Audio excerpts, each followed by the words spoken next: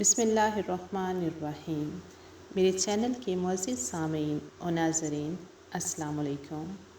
اس دعا کے ساتھ ویڈیو کا آغاز کرتی ہوں کہ اللہ تعالی ہم سب کی دنیا اور آخرت کو سنوار دے۔